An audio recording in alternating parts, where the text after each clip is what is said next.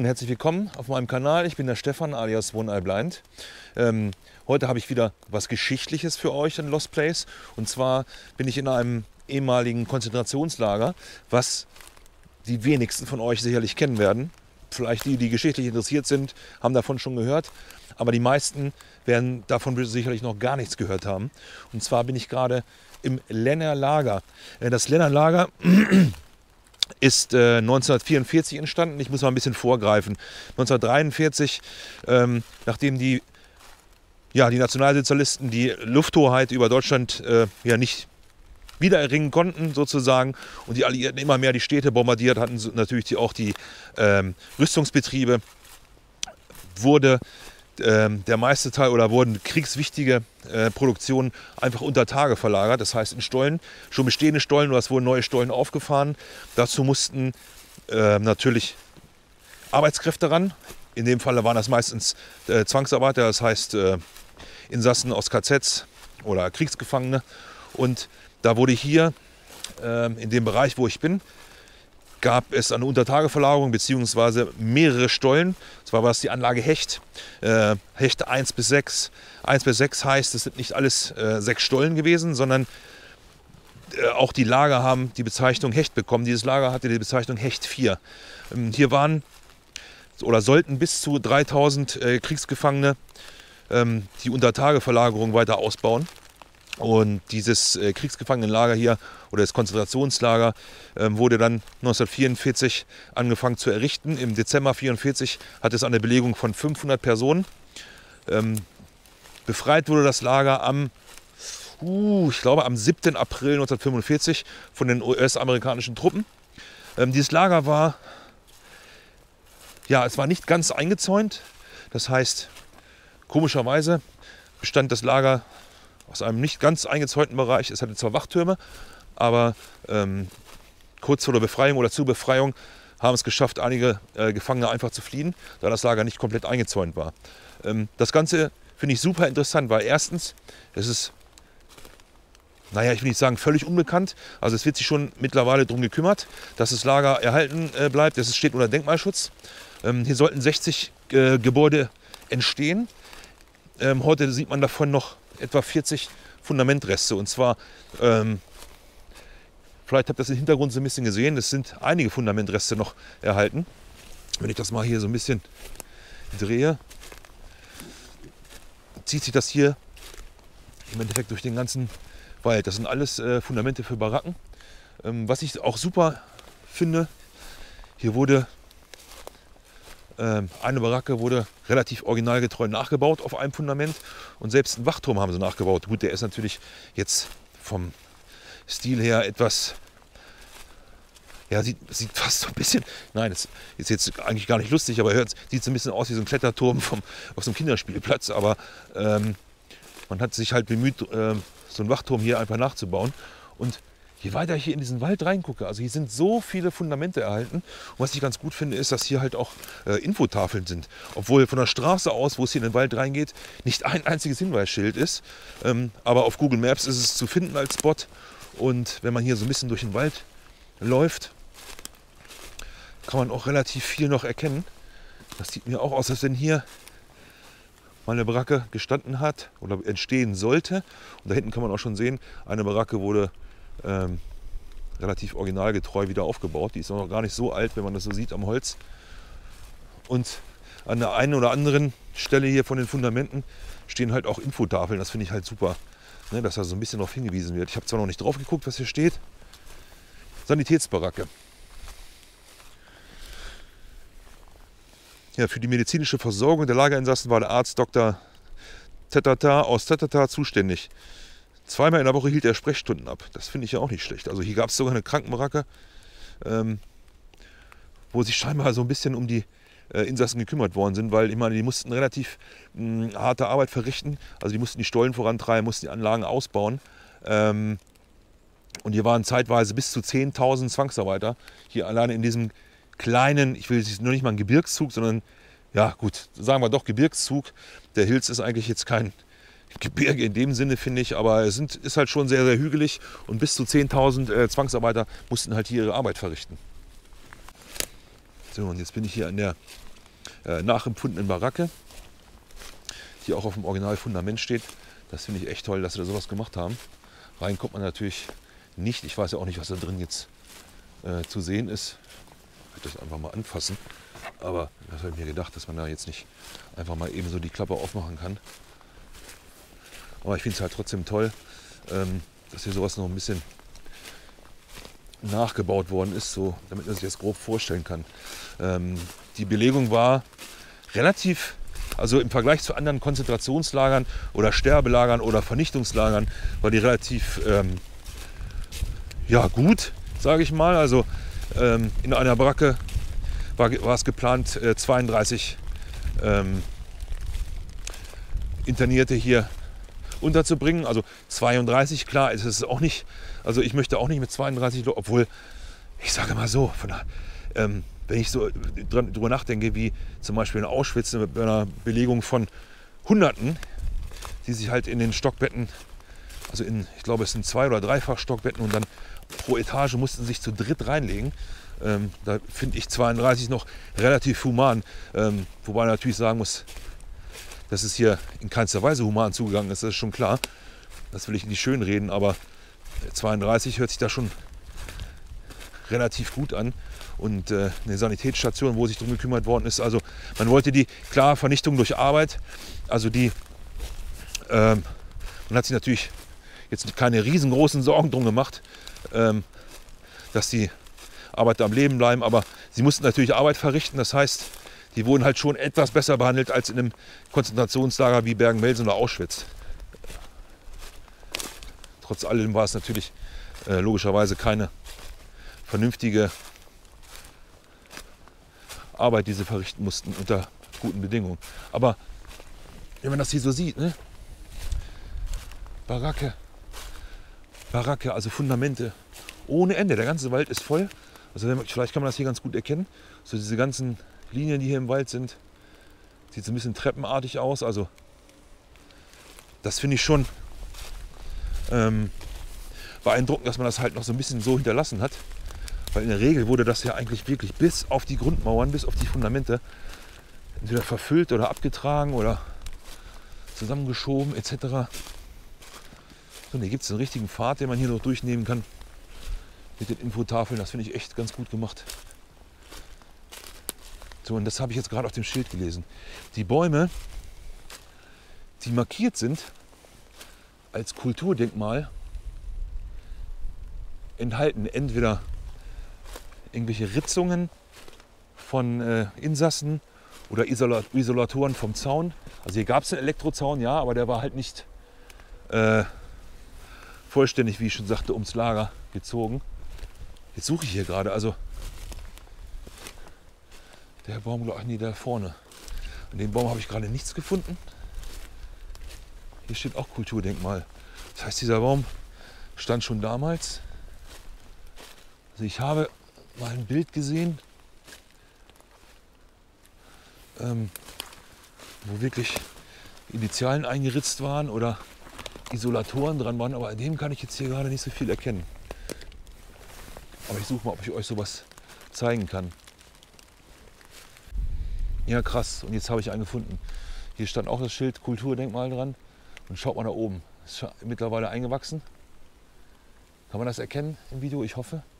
Hier geht relativ dickes Kabel raus. Und das sieht mir wirklich aus wie ein Stromkabel, was da im Baum eingewachsen ist. Krass. Ist natürlich in der Zeit eine ganze Ecke gewachsen, aber der hat hier vor gut 80 Jahren schon gestanden und diente als Zaun und das als Elektrozaun. So, und es ist schon krass, das Lager ist echt größer als ich dachte. So, wenn ich jetzt mal ein bisschen schwenke, da hinten kann man es vielleicht ein bisschen erkennen, da hinten zwischen den Bäumen, da ist die Baracke, da so ein bisschen drin ist der Wachturm, den ich gezeigt hatte, als ich von da hinten gekommen bin. Und wenn ich jetzt hier, ich bin gerade auf der Suche nach weiteren Bäumen, die eine Markierung haben, und je weiter ich laufe durch den ganzen Wald, hier sind halt immer mehr Fundamente und es geht immer weiter. Also das war schon recht groß. Aber ich kann jetzt gerade keinen Baum mehr erkennen, wo jetzt vielleicht auch eine Hinterlassenschaft dran ist. Ich hatte eben noch die Waschbaracke gefunden, stand noch dran, dass sie noch relativ gut erhalten sein soll, dass man halt noch die Zuleitung und die Wasserleitung gefunden hat. Aber durch das Laub oder so konnte ich euch das jetzt nicht zeigen. Also es hatte jetzt gerade keinen Wert, die Kamera einzuschalten. Und dass hier so viele Bäume stehen und die Insassen auch ja, die Bäume mit Initialen oder Datum ritzen konnten, liegt daran, dass dieses Lager also nicht wie viele andere einfach offen auf freier Fläche standen, sondern das war schon ganz bewusst so, mitten im Wald gebaut, aus Tarnungsgründen, weil man diese ganzen Anlagen hier, Hechte 1 bis 6, also diese ganze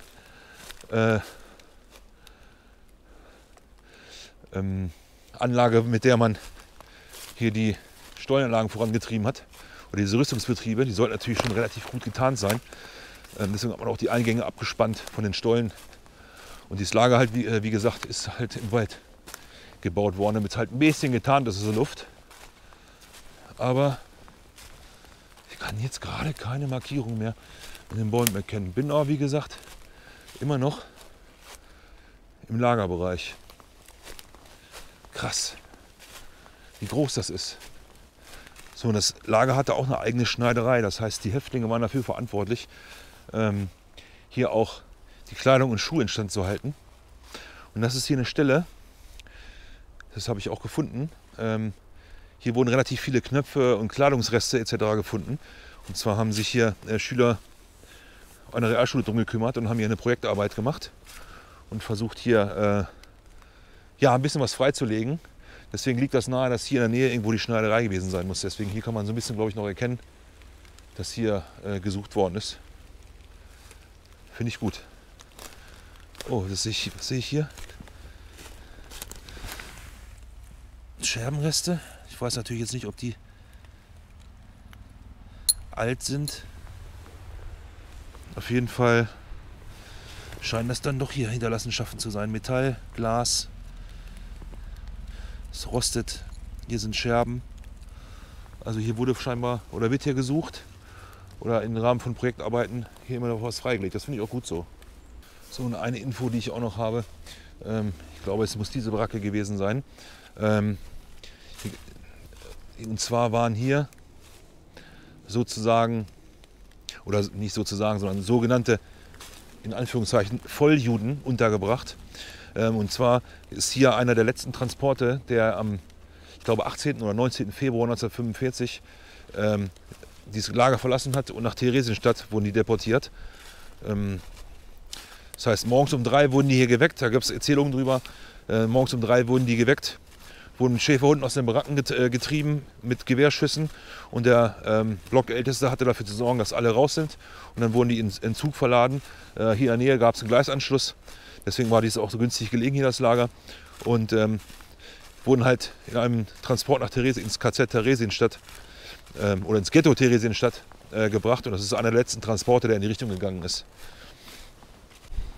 Ja, und hier ist eine sogenannte Waschbaracke. Also hier gab es in dem Lager hier mehrere Waschbaracken, relativ kleine, aber davon gab es mehrere. Und die Zu- und Ableitungen, die sind noch erkennbar. Also hier ist es markiert zum Beispiel.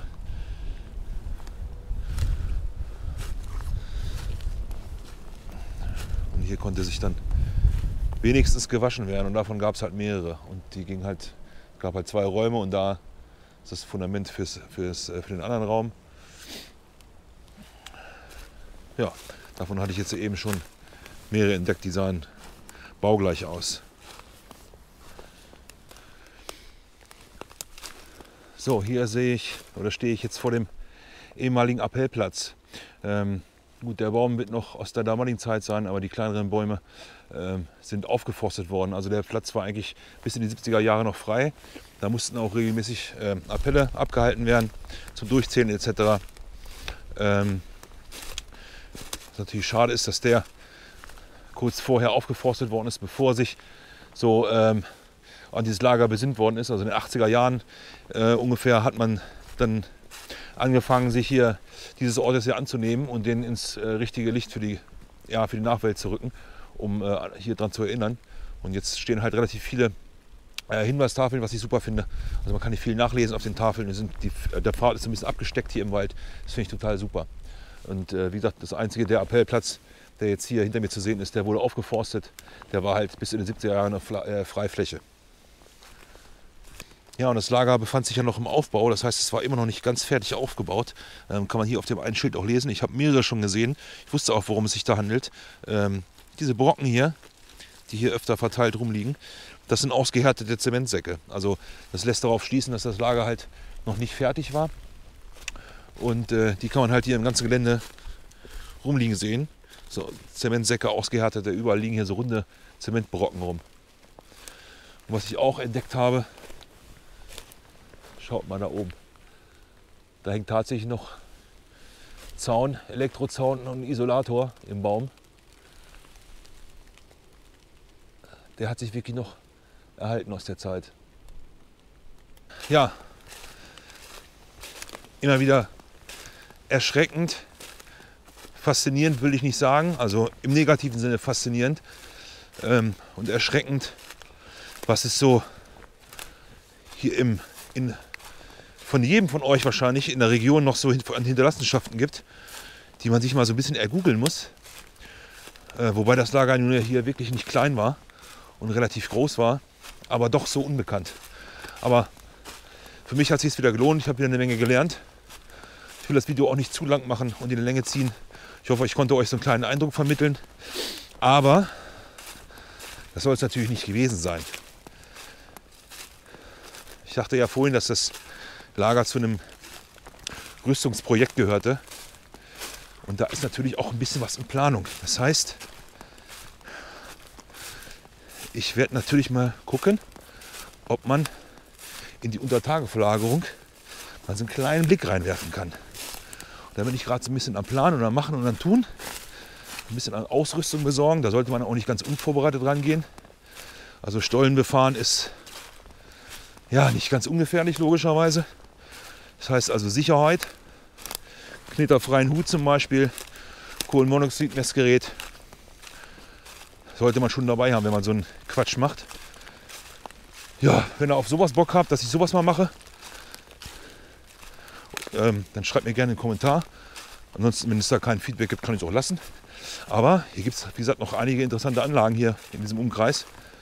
Und die werde ich mir vielleicht mal ganz gerne angucken. Sagt mal eure Meinung dazu in den Kommentaren, würde mich freuen. So, für das Lager hier soll es erstmal gut sein.